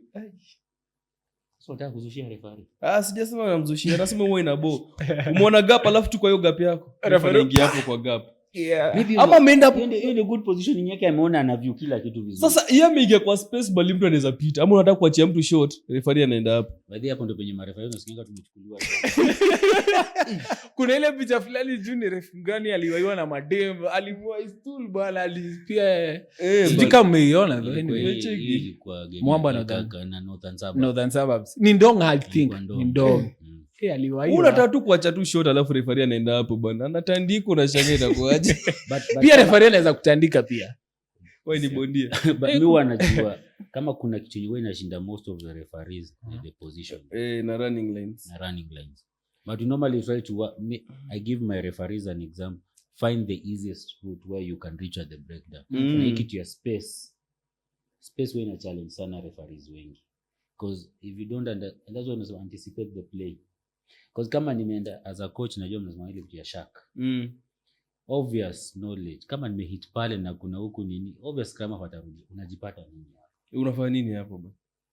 Watakuunda. Bado ni kulani. All of us are here to learn. True. Lakini for me honestly pia mimi nikiwa in my rookie season as a referee before even I got my level 1, hiyo ilikuwa my biggest challenge. Ulikuwa tunapatana na scrum half sana. Hadi kuna time asijali sema pia alianza kukaa sasa as the player because tulikuwa tunagongana naye sana, like that was my biggest challenge. Positioning Simama Lakini- nyuma yake basi. Hapa. Nini? I think Yeye anakuja tuna hii experience. refing yetu hata experience. I think there's no referee mwenye hajaipatikana kwa channel ya player. If there's any referee mwenye hajaipatikana hiyo sidhani kama but amerefu Lazima upatikane. lazima upatikane along the way, either utrip uanguke chini ama mtu amepoa tu shot akugonge hivyo tu. Yeah. Okay. Do you think we'll see a Kenyan referee at a rugby World Cup event soon? Very soon. Yeah, very soon. Ama ni future? Future. Future ni ya miaka ngapi? No, future with the young crop of referees wenye tuko now. Labda itakuwa Bradley. Yeah, maybe. Sitaki No, but it's good because I'll not say only Nairobi, but even other regions we have very good upcoming referees. So if you have a big crop of referees very soon, in the future, that is one thing I mean as a furahia sana. Yeah, true. So, But before masisi ulize, is our status as a tuko level 1, si ndio? Ama ni level 3? As a country in rugby.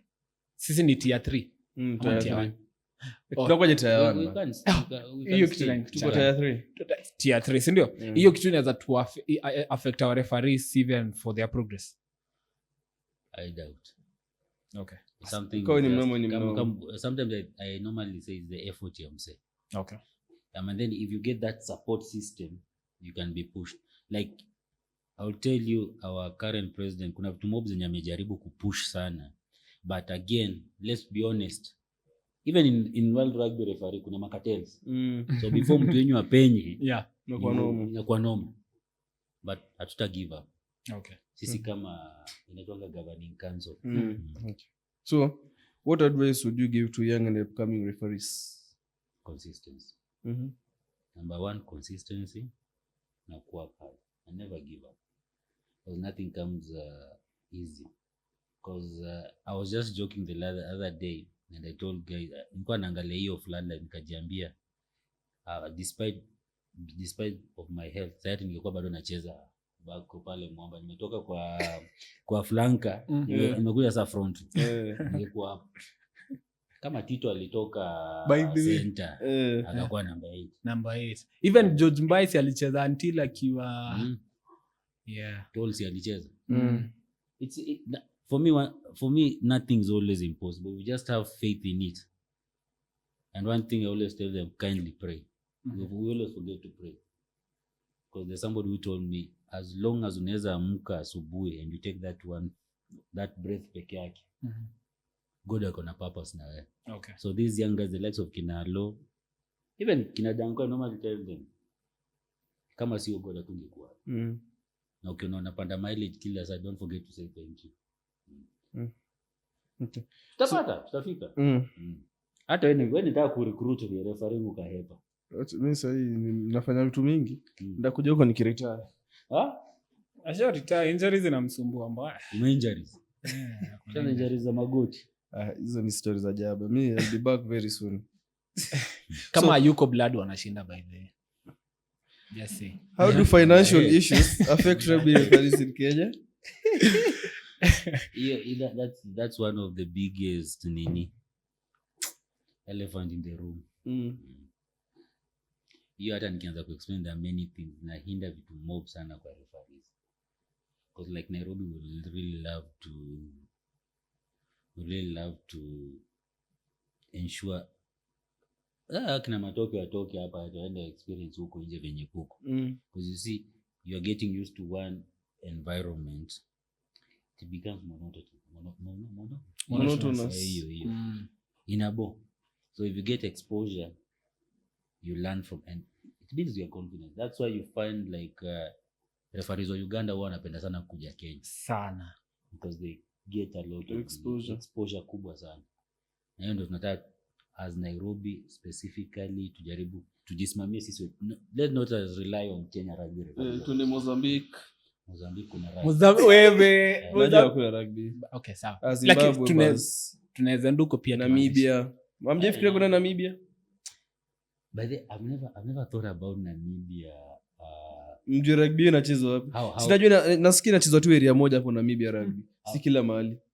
But we had a referee kwa hii Bathurst Cup, there was a referee from Namibia. Wao wanakuja Kenya. Na nyinyi pia mwende huko. Kenya sana wanda Zimbabwe, Uganda. Ni hapo mostly. Ama mnataka kwenda Tanzania? I think I was the thing I was most of hearing maybe want to try this time in the South Africa and UK. we tried to send a referee kwenda Dubai. Dubai Sevens tuone venye itakuwa. Mwenye atenda huko atafurahia. Mbaya. Aende kwanza ile invitation hata. Hiyo Dubai Sevens. Mimi naweza enda hiyo. Nipe Sasa hata una level 1 utaenda aje? Sinaenda tu nasema mimi referee. Mimi wamenituma tu ni observe. But about this thing for the exchange program like Nairobi we are trying to one of our referees ako Asia. Ishuga. Lore. Siako UAE. Currently saizi ana officiate kwa ile Asia Sevens. Imekuwa nini actually? Yes. Iko wapi am I forgetting? Malaysia. But yes, yeah, something like that, yes. So I normally keep in contact na yeye kujaribu find out the nitty-gritties of it. So we normally communicate nini, and that's why your story of finances when enormous. And then mimi sitashai kusema way vitu mob za unions inahinda most of us from even getting sponsors. Oh yeah, the reputation yani mbaya. Inaanza kuleta shida mingi because for me I will really appreciate if we just put our houses in order. Because if you hear how people speak about rugby Kenya, we have potential, but kuna vitu zinatuhinda vitu mob sana. Sometimes we just feel like being associated with Kenya Rugby Union. If anything in a deal na rugby, you just fear because you don't know itakufungia wapi. Okay. But at least some sanity ikikuza, tukue na sanity, but it all starts with us. Like mimi najaribu kwa sanity kwa hiyo NRS yangu. Okay. KRA already ishajipanga. In fact, I think I can say NRS ndio saa zingine zilikuwa tunaangusha KRA. These are the societies. Because KRA nataka tufanye vitu si tumelegea bado. Kufanya chenye. So inahinda hata KRA na move forward. But with time tutanini tu, tutamove on. Okay. What support systems are needed to sustain referees long term? My friend. You're funding too. Let's call a spade a spade. Size sport yes easy worldwide. My understanding is this. Bila funding hakuna vitu tunaenda. Kwa hata mimi nitakuja huko blood. Nitaambia mnanilipa ngapi? Kama mnipeka kitu usinitoke. Lakini niko na matumaini na nini kiachia munde zitakuwa poa. Munde. Huyu atakula doa mtamuone atakublokoza. Huyu atakuwa manager mzuri. As we wrap up, what next for you personally and professionally? You know one funny thing, most of the referee or most of the rugby fraternity jaijua profession yangu. Okay. Apparently mimi nilisomea kwa hairdresser na beautician. Kwa? Hiyo umeisikia? Hairdresser na beautician. Hiyo ndio. Mortician. Haya. Hairdresser? Beautician. Oh, si mortician. Nilifanya my first ever course after high school. Niko qualified by the way. Sawa basi. So mwanzo tenzi matoke FOD yake. Of course. And then now later on nilifanya dental assistant. Those are the major courses in nilifanya. Those are the major. So watu wengi huwa wanajaribu kufigure out mse profession yake ni gani. Hakuna mtu huwa anajua kitu rahisi. Mbali leo hata ndio nimeisema. Unaona hata matoke mwenyewe ameshtuka. Haijua. Mimi nimesikia mortician. No mortician saizi huyu amesikia hiyo story iko somewhere ina happening tu pole pole. Wa mortician? Mochari? Yes. Mongezee maji. One word to describe your rugby journey so far?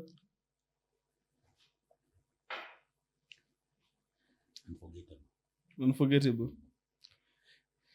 Okay. Because I think if I've been asked in rugby, how long have you been there? It's been playing years, 8 years. Officiating toka 2013 mpaka sasa hivi 12 years. 20 years in rugby. Yeah, 20 years, yes. And still going strong as a coach of match official. Msinite referee sasa hivi. CMO. Sawa, CMO. Finish this sentence. Rugby in Kenya will thrive when?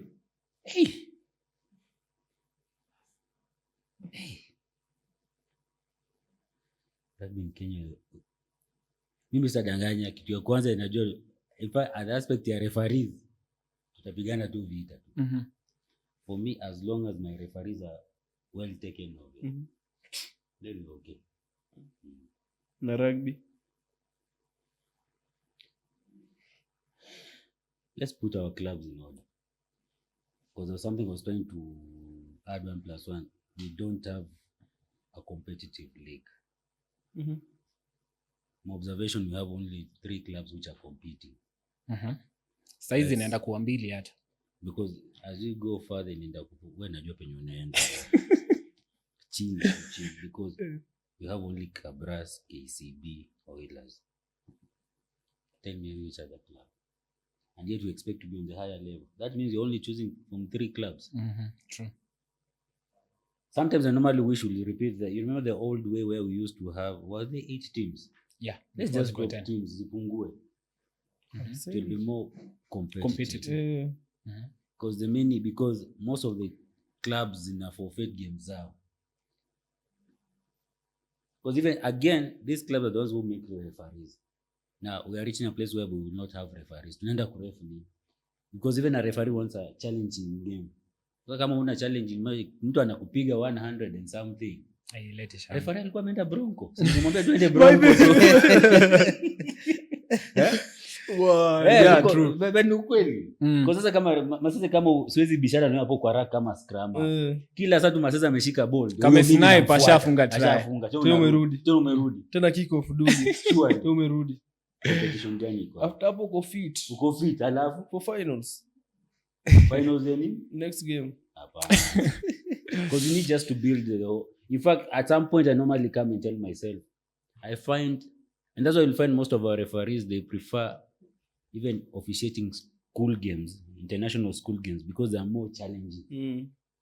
Hii club games sasa ngine unakuja unaona kwanza sasa ngine unaweza pata unaambia unaenda game sema wacha niseme tu timu yangu kama Mwamba. Nimeenda kukutana na Kabras. Unajipiga moyo konde, unasema tuko na Mungu wa family. Lakini unaangalia unasema 100 80 ya nini? Because hata sisi ukiangalia haona game ya jana vile pole kusema sisi watu wa Island tulichapa. Game ni ping pong. Hujui nani atashinda. Yeah, true, yeah. Hakuna kitu mbaya kama referee anaenda game na anajua tunaenda kwa one sided. Hata kama mkiniambia ni Kenya Cup yangu, hapo wenyewe nachoka tu. Mimi ni hapenia nilipoa game kama hiyo nikajua tu ni one sided. Si kwenda game. Wewe ulipeana wakova kwani? Kwa sababu unajua body yangu at least mimi ni heavy. Mpaka nikauliza, "Mulisikia nataka kukata weight?" Sitaki kukata weight. Kwa sababu tu itakuwa one sided. Na sasa unapatana hapo Masese na unajua watu sio ujuangi penye tu amechomokea, ameenda. Yeah. Alafu nowadays kuna mapropo wenye wanakimbia 100 meters mpaka wana step boss. Yes. Mimi in fact kuna game huwa naambia Ngasel. Niko kwa briefing just as a joke naambia Ngasel. Na please msinikimbishe mbio. Kwa sababu anajua tu hapa inaweza kwa mbio. Na wanaelewa. Okay. That's what utapata mimi refing style yangu by the way mimi nachekata na players kwa pitch. Kwa sababu wanaelewa. Bado sijawahi. I think kuna wanyala aliniambia ref umecrack hapa. Kaambia sasa mkinikimbisha mbio mtaka mimi nifanye nini? Nichezeni basi. Njibambe. But one thing be sure. Yaani kama kuna breakdown utanikosa. Ulisema nini? Shortcut. Shortcut. Matoke jifunze ama kuja nikufunze. Mimi sitaki. Nobody matoke ni referee poa. Shida yake tu ni moja. Shida yake ni moja. Hakuna ujoka mingi kwa kiwanja. Huyu anajiku, mimi siwezi, huwezi ref bana. Unajua kwa nini siwezi kuref? Ngoja acha kwanza nimjibu. Unajua kwa nini siwezi kuref? Au kuenda international school ndio unakuja ni kuref. Ulizo Ushago bro. Sasa tutapatana wapi? Unajua mimi nimeref Kenton. Ngoa high school gani? Unajua alisoma kwa nyumba. Yes, alisoma Ambira. Buda yangu ni alumni. Unaona? Shule ya maana bana. Usianze kumtetea ni. No, ni ukweli. Ni ukweli. Sasa kuna venye ungeni ref juu nikiwa high school ulikuwa primary. Sawa, niko na level 1 hata hivyo. Niko na level 1 yenye una. Na tena sasa tena kwa mimi unaweza ni ref. juu level of rugby yenye nacheza hauko qualified kuref. Siko qualified. Na pia kuna vile naweza kuref juu umeumia uko kwa trenches sai. Hata nikiwa Yes. Anyway. So Amadi, yes, you are saying. Mimi nimemalizana hiyo. Nikupoa sana. At least I hope from maybe this interview at least we understand some aspect ya refi, how things. I know we may still have more conversation, maybe kuna swali fulani zitakuja baadaye. Mimi niko free kuitwa anytime. Kwanza sasa hivi yenyewe sasa niko free. Niko na time. Niko na time. Wewe niambia hata kata toka hapa 7:30 mimi sitakuwa na shida. Mimi niko sawa. Matoke uko na time? Ina depend time ya nini hiyo. Mimi niko na time, bado niko na time. Time gani? Ndio nimwambia ni ya nini. Yes. Haya basi. Umekata? Bado. Hiyo kakata. Nilikuwa nataka kuongea baba. Watatoa tu. So anything to say as we wrap up? Mimi Amadi, thanks for coming. Thanks for creating your time kufika. And I wish you well going forward as always. Bila mambo ya senyu kama hapa. And I like to thank you personally because ulinipatia chance when pia mimi I was upcoming somewhere. And upcoming. Your time. Okay, yes. Still bado by then nitakutext pia next time kuambia high school games iko ready. Hiyo message bado niko nayo. Nilikuwa na text Amadi, manze kesho niko free unaweza niweka somewhere at least ndio kitu. Ana mi hizo international. No, ana level 1. Ana level 1 usimweke anywhere apate level 1. Sio master zetu tutapatana. Matoke ajue relate. Ngoja, ajalipa nini ya subscription. Ngoja hata nitamuingisha kwa meeting. Yes, alipe kwanza subs. In fact niliambia Alfi nienda kwa podcast ya Rogue. Akaniambia kaambia Nikamwambia na unajua Masese ni memba wangu wa Nairobi. Akasema kuisha wewe. Nikamwambia mimi niko tu na watu wafani sana kwa hiyo NRS yangu. Nikamwambia unajua kwesa ni mzee wetu tena bado tu huko. Unapata ngapi hapo? Unatoa wapi? Niambia si mnisema tu recruit. We are recruiting. Yeah. Niambia uswadara. In fact mimi na recruit watu at least wamecheza rugby. So for them they are good. Because you see, most of our challenges, most of the guys who are coming to officiate are and that's why even the transitioning is a very hard thing. Because now unaweza msee rack ni nini ajui ni nini. So kuinterpret inakuwa shida. But you see somebody mwenye amecheza inakuwa easy. Like mimi naweza sema kama there's one lady mwenye amenimpress sana and she told me herself, Masidudi. Aliniambia Enoch, when you are doing appointments, nipatie challenge wewe nataka kupigana na wanaume. So, okay. Wewe ni mtu mwenye anajituma. So you see that challenge mimi nataka.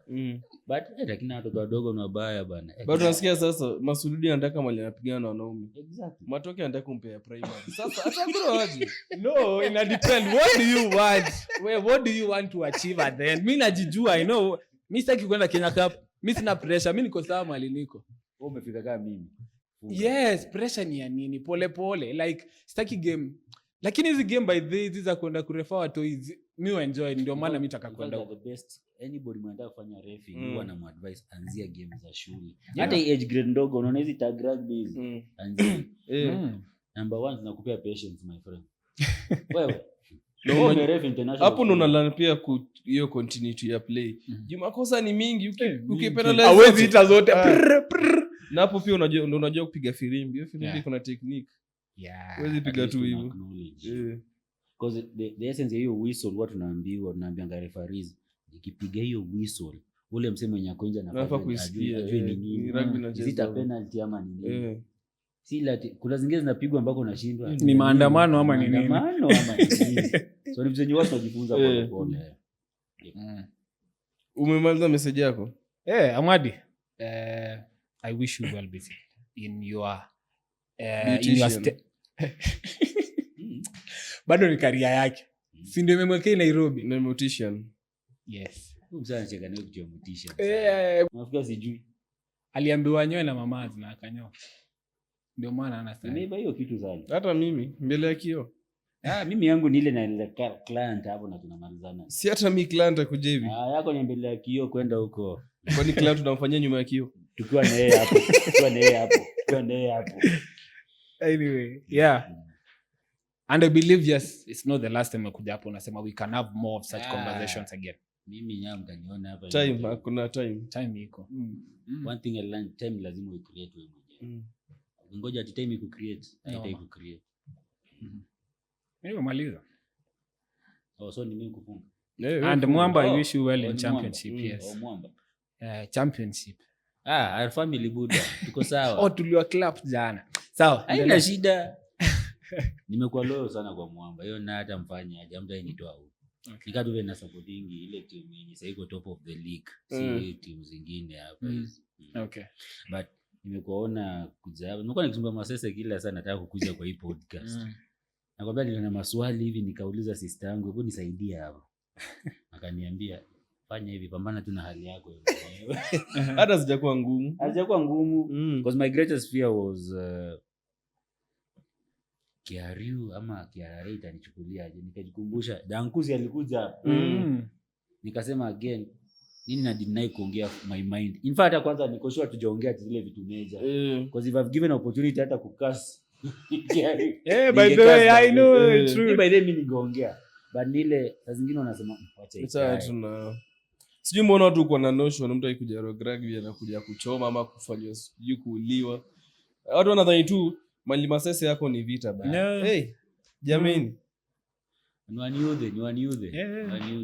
Hata si matoke tu ni ukitaja tu Masese ni wa. Mimi ni mpole man. Unacheza nini? Nini? Third place na Impala. KCB wanacheza nao 5th place.